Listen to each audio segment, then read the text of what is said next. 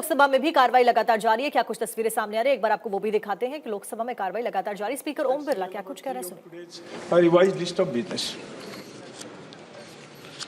Item number 4 Shri Arjun Meghwal.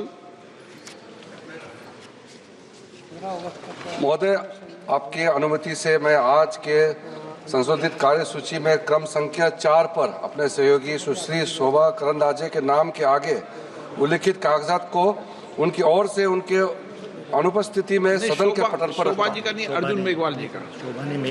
Original उनका था। Item number 5 Shri तोकन Sahu जी। माननीय अध्यक्ष महोदय, आपकी अनुमति से मैं आज की संशोधित कार्यसूची में क्रम संख्या 5 पर मेरे नाम के समक्ष सूचीबद्ध कागजातों की एक प्रति हिंदी व अंग्रेजी सभा पटल पर रखता हूं। Item number 6 Shri Kiren Rijiju ji. Sir, I rise to move the following: that this House do agree with the first report of the Business Advisory Committee presented to the House on 24th July 2024. प्रश्न है कि सभा 24 जुलाई 2024 को सभा में प्रस्तुत कार्य मंत्रणा समिति की पहले प्रतिवेदन से सहमत है। जो सदस्य प्रस्ताव के पक्ष में हाँ कहें, जो सदस्य प्रस्ताव के पक्ष में ना कहें, मेरे विषय में निर्णय हाँ वालों के पक्ष में हाँ वालों के पक्ष में प्रस्ताव अनुमोदित किया गया। आइटम नंबर 7 श्री अजय टमटा जी की अनुमति से मैं संशोधित कार्यसूची के क्रम संख्या 7 पर मेरे नाम के सामने उल्लेखित वक्तव्य को सदन के पटल पर रखता हूं। Item number 8 Shri Manohar Lal ji.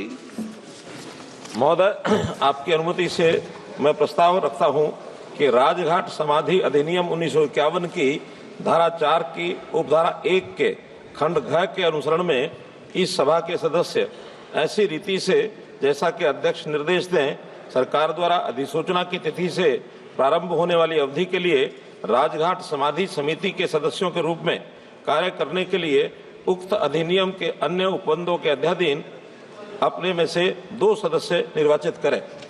प्रश्न है कि माननीय मंत्री द्वारा प्रस्तुत प्रस्ताव को स्वीकृत किया जाए। जो सदस्य इसके पक्ष में हाँ कहें, जो सदस्य इसके विपक्ष में ना कहें, मेरे विचार में निर्णय हाँ वालों के पक्ष में हाँ वालों के पक्ष में प्रस्ताव स्वीकृत हुआ। शून्यकाल अविलंब लोकमत के प्रश्न। Doctor Shashi Tharoor.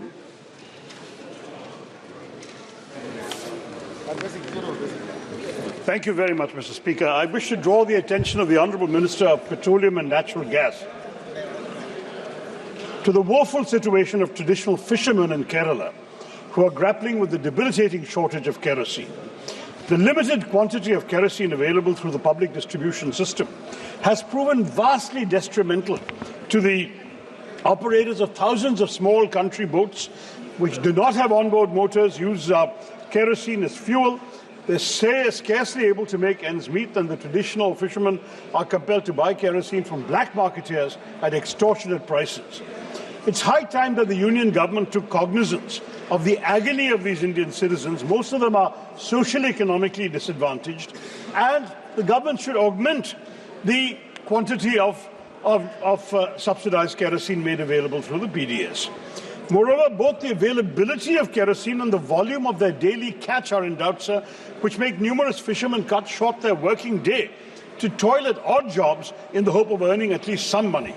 The lack of support from the Union government is worsening their misery.